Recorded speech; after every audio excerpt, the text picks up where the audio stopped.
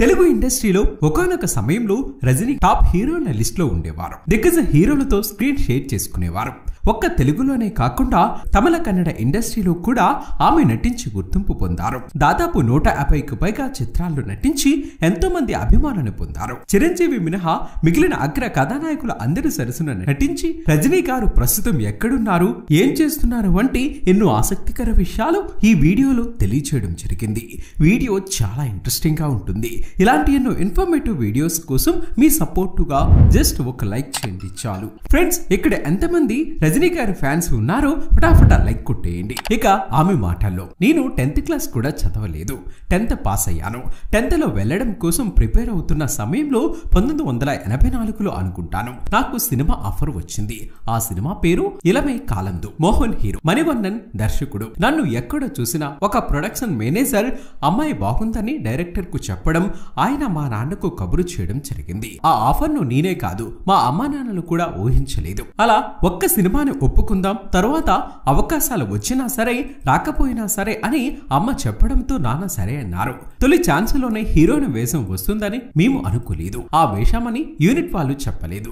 అలా నా తొలి సినిమా మొదలైంది. తర్వాత వరుసగా 4 సినిమాల్లో అవకాశాలు వచ్చాయి. తెలుగులో నేను నటించిన తొలి సినిమా బ్రహ్మముడి. దాసరి గారి దర్శకుడు. నేను నటించిన తమిళ సినిమాలు చూసి ఆయన అవకాశం ఇచ్చారు. అందులో నటించే సమయానికి తెలుగు ఒక్క అక్షరం ముక్క కూడా రాదు. కష్టపడి అన్ని నేర్చుకున్నాను. ఇక అప్పటి నుంచి తెలుగులో ఎన్నో అవకాశాలు వచ్చాయి. కృష్ణ, శోభన్ బాబు, బాలకృష్ణ, వెంకటేష్, నాగార్జున, రాజేంద్ర ప్రసాద్, కళ్యాణ్ చక్రవర్తి ఇలా హీరోల అందరి సరసన నటించే అవకాశాలు వచ్చాయి. నా సినీ జీవితం జంజాల గారి సినిమాల సాఫీగా సరదాగా సాగిపోయిందని చెప్పాలి. ఒక మేనేజర్ ను పెట్టుకుని ఇలా చేద్దాం అలా నడుద్దామని ప్లాన్ చేసుకుని ఫాలో అవ్వలేదు. షూటింగ్ స్పాట్ కు వెళ్లడం, అక్కడ డైరెక్టర్లు చెప్పింది చేయడం. ఆ షాట్ అయిన మరుక్షణం మా పేరెంట్స్ కు నేను కూతుర్ని. 16 ఏళ్ల వయసులో ఉన్న యువతి ఇంట్లో ఎలా ఉండేదో నేను అలాగే ఉండేదాన్ని. పొద్దున్నే లేచి ఇల్లు ఓడవటం, ఇంటి పని చేయడం, ఆ తర్వాత మేకప్ వేసుకుని షూటింగ్ కు వెళ్లడం, సాయంత్రం షూటింగ్ నుంచి వచ్చాక మళ్ళీ మమ్మీకి హెల్ప్ చేయడం, ఇదే నా నృత్య కృత్యంగా ఉండేది. ఇక బాలకృష్ణ గారితో సీతారామ కళ్యాణం చిత్రంలో నటించాను. చిరంజీవి గారి సినిమా కోసం నన్ను అడిగారు, కానీ 6 నెలల డేట్స్ కావాలని అడిగారు. అలా కుదరని పరిస్థితులలో చిరంజీవి గారి సినిమా మిస్ అయ్యాను తప్ప మరే ఇతర కారణాలు లేవు. ఇక నాకు 1998లో పెళ్ళయింది. ఆయన తెలుగువారే. 1999లో పెద్దబాబు అజయ్ పుట్టాడు. 2000లో హైదరాబాద్ కు షిఫ్ట్ అయ్యాం. రెండవది పాప రుతిక, మూడోవాడు బాబు ధనుష్. పెళ్ళైన వెంటనే పిల్లలు పుట్టడంతో నేను గృహిణిగా బిజీ అయ్యాను. పిల్లల పెంపకాన్ని ఆయాలకు అప్పగించడం నాకు ఇష్టం లేదు. పిల్లలకు సంబంధించిన ప్రతి విషయాన్ని నేనే దగ్గరుండి చూసుకోవాలన్నదే నా కోరిక.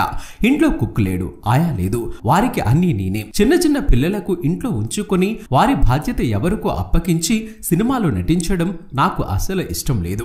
ఇక అల్లు అర్జున్ గారికి తల్లిగా నటించమని వరుడు సినిమా సమయంలో చిత్ర దర్శక నిర్మాతలు నన్ను అడిగారు. తల్లి పాత్రలకు నేను షూట్ కానని నాకు నమ్మకం.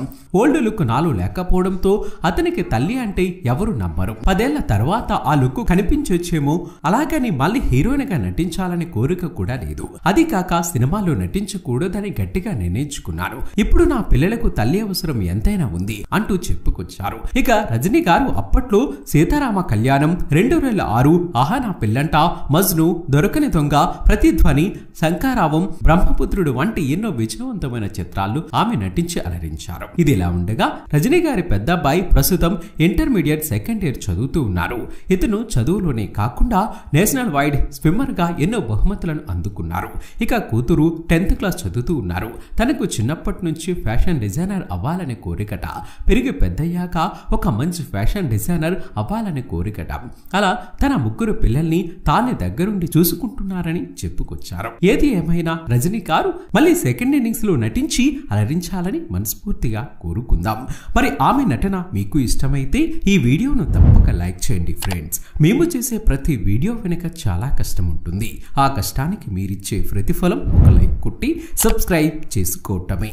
చేస్తారు కదా ఫ్రెండ్స్? ఇటువంటి ఇంట్రెస్టింగ్ వీడియోస్ కోసం సబ్స్క్రైబ్ చేసుకుని పక్కనే ఉన్న గంట సింబల్లో ఆల్ అప్డేట్స్ పై క్లిక్ చేయడం మాత్రం మర్చిపోకండి ఫ్రెండ్స్. చాలా మంది చూసి వెళ్ళిపోతున్నారు, లైక్ కొట్టడం మర్చిపోతున్నారు. ప్లీజ్ ఒక్క లైక్.